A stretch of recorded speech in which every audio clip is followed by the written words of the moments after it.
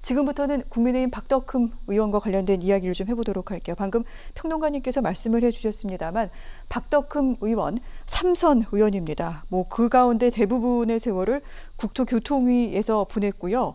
이런 과정을 통해서 가족 명의 건설회사를 통해 피감기관들로부터 거액의 공사를 수주했다. 이해충돌 논란이 일고 있기도 합니다. 어떤 의혹들이 있는지 평론가님 좀 더 자세히 좀 설명을 해주실까요? 그러니까 지금 이 박덕흠 의원의 가장 핵심적인 그런 의혹들은 크게 나누면 한 세 가지 정도로 나눌 수가 있는데, 우선 하나가 가족 명의로 건설사를 운영을 하게끔 합니다. 그래놓고 그 건설사가 지금 다 토목공사만 하고 있는 곳이에요. 그래서 99%가 관급공사들을 따내야지 운영을 할 수 있는 회사예요. 그런데 국토위에 들어가서 그 관급공사를 계획하고 입찰을 주는 기관들을 감시를 합니다. 이게 말이 됩니까? 말이 된다고 생각하시면 굉장히 이상한 그런 상황이죠. 자, 그 피감 기관들이 원래는 그 건설회사를 골라서 공사를 주는 갑이에요. 그런데 그 갑 위에 올라 앉아서 자기 아들 회사의 그 갑인 분의 갑에 올라 앉아서 그거를 그 감시해야 되는 그런 일들을 하고 있다면 이거는 이해충돌은 기본입니다. 이해충돌이라는 거. 그러니까 거기를 회피해야 맞는 것이죠. 그리고 뭐 사업 수주의 대가라든가 기술 이용료 등등을 통해 가지고 또 돈을 받았다는 의혹이 있어요. 이거는 이 아들 명의 회사에서 갖고 있는 기술이 있는데 그게 특허가 있거든요. 근데 그 특허는 이 기술을 사용만 하면은 그 사람들한테 특허비를 줘야 되는 건데 일부러 이 기술을 많이 사용할 수 있게끔 압력을 넣는다면 그러면 앉아서 돈을 벌 수 있잖아요. 자식 회사가. 이런 부분을 따져보자는 거고, 그리고 지금 자신이 이렇게 이해관계가 충돌하기 때문에 국회에서는 어떤 제도를 두고 있냐면 회사의 대표인 사람들이나 이런 사람들은 주식을 무조건 그야말로 다 정리하고 오라. 근데 짧은 시간 안에 정리할 수 없으니 백지 신탁을 해라 이런 걸 하는데 백지 신탁한 주식이 지금까지 팔리질 않고 있어요. 비상장 주식이니까 잘 안 팔려요, 사실. 그러면은 상임위에 가지 말아야죠. 그러니까요. 그럼 가지 말아야죠. 그건 당연하고. 그리고 국회의장이니 뭐 이런 분들이 있잖아요. 보내질 말아야죠. 그 배치를 딱 했다 그러면 이상하다. 이렇게 배치하면 안 되지 않느냐 해야죠. 의장단은 뭐 하고 있습니까? 그냥 앉아서 방망이만 두드리는 사람들이 아니잖아요. 그리고 지금 뭐 그 외에도 의혹들이 굉장히 많이 나오고 있어요. 대한전물건설협회장 재임 당시에 골프장을 갖다가 자기 친구 골프장을 비싸게 사게끔 해가지고 돈을 배임을 했다. 그 거기서 남은 돈으로 총선 자금을 이용했다. 이런 얘기들도 나오고 있어요. 이런 배임과 횡령 의혹들도 있는 반면에 또 더 중요한 것들이 있어요. 그게 뭐냐면 국회의원이 돼서 마땅히 국회가 약자들을 이제 보호해주기 위해서 만드는 입법 활동을 방해했다는 겁니다.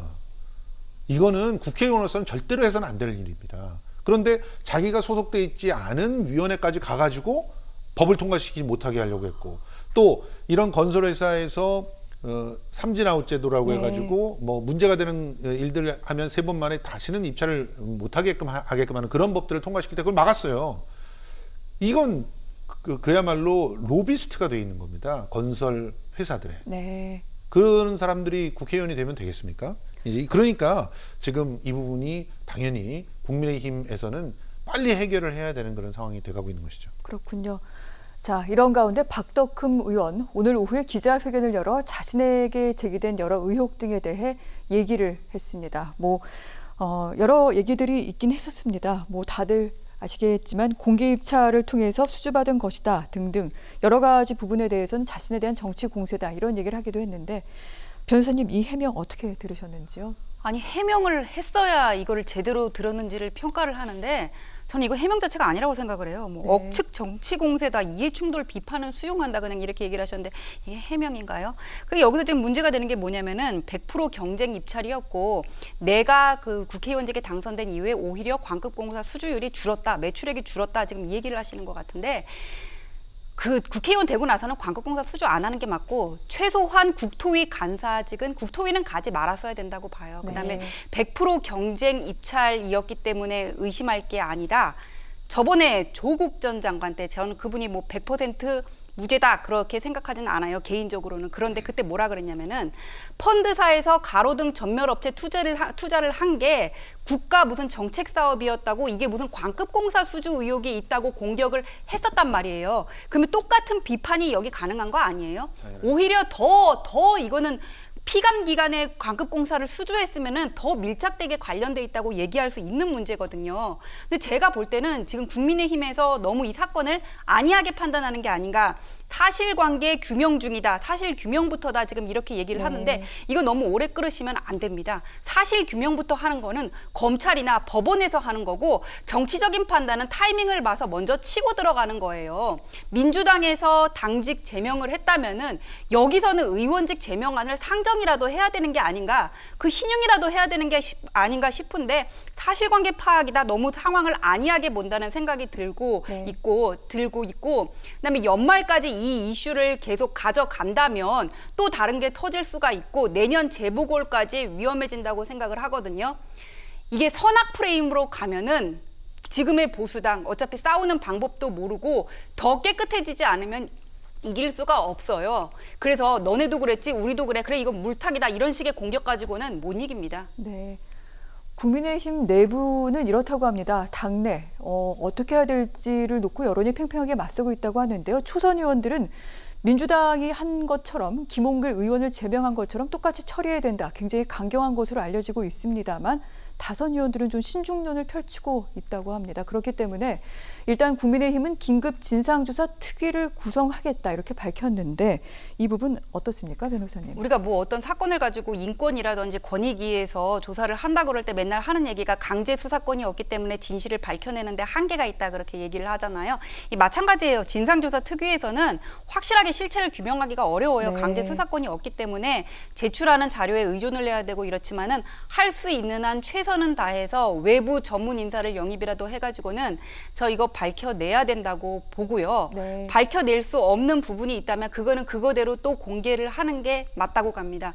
이게 털고 가야 될지 안고 가야 될지 정치적인 판단 빨리 하시기를 바라고 만약에 민주당에서 무슨 뭐 10년 선고했다면은 여기는 15년 선고해야 돼요. 그게 맞아요. 왜냐하면은 어차피 선악 공정정의 프레임으로 가면은 지금 상황에서 이길 수가 없거든요. 정치적으로 뭐가 이익이 되고 불리할지를 좀 현명하게 판단하시기를 바랍니다. 알겠습니다. 진상을 낱낱이 조사할 수 있는 한 조사해서 또 국민들에게 알림은 뭐 물론이거니와 민주당보다 더 강경한 여러 징계를 좀 취할 필요가 있다. 이 부분도 말씀하셨는데 정의당 같은 경우에는 뭐 국민의힘과 민주당에 대해서 강경하게 얘기를 했습니다. 김홍걸, 이상직, 박덕흠 의원, 의원직 박탈해야 된다 이렇게 얘기를 했는데 이 부분 실제로 가능할까요, 평론가님? 불가능하니까 정의당에서 지금 주장하고 있는 게 아닌가 이런 생각이 들어요. 참 정의당이 요즘 하는 일들을 보면은 안타까운 게 한두 개가 아닙니다. 그러니까 자신이 선명하게 어떤 입장을 취해야 되는가만 관심이 있는 것 같아요. 정말 이 의원들에 대해서 의원직을 박탈해야 된다고 생각한다면 당연히 전지현 변호사님께서 말씀하신 대로 의원직 제명 안건을 제출을 하셔야죠.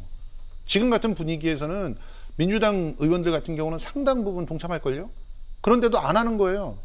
안 하고 말만 하시잖아요. 이 말이 나온 것도 굉장히 늦어요, 지금. 이제서야 나왔잖아요. 도대체 왜 이렇게 그 어떤 정무적인 판단에 어떤 그 시간도 자꾸 놓치고 있고 행동도 하지 않는 그런 당이 되버렸는지 굉장히 안타깝습니다. 정의당이 이전에 진보정당으로서 같이 있었을 때를 생각해 보세요. 노회찬 의원은 과감하게 그 어떤 다른 의원들도 받지 않는 엑스파일 명단을 가지고 그것을 공개를 함으로써 스스로 의원직이 박탈될 수 있는 길까지 걸어갔어요. 그런 행위들이 진보정당을 지금 여기까지 오게 만든 겁니다. 행위는 하지 않고 말만 해요. 그리고 진짜 행동하지 않아도 될 것에 대해서는 행동을 합니다. 가령 뭐 사람들이 말 뭐 표현 쓰는 거 갖고 그거 고쳐주고 있어요. 그게 진보입니까? 참 안타깝고요. 우리 전지현 변호사님께서 말씀하신 대로 지금은 특히 국민의힘이든 정의당이든 자신이 수권정당이다, 대한정당이다라고 하는 걸 보여주기 위해서는 더욱더 투명하고 깨끗하게 그 관리를 하는 그런 모습들을 보여줘야 국민들이 그들의 가치를 인정하게 될 것입니다. 그렇군요. 자, 의원들 당에서 제명이 된다고 하더라도 무소속으로 국회의원직은 유지가 됩니다. 이 같은 국회의원들 계속해서 보고만 있어야 될까요? 각 정당들, 각 의원들이 어떻게 움직일지 이 부분 국민들이 지켜보고 있다는 것 잊지 않았으면 좋겠습니다.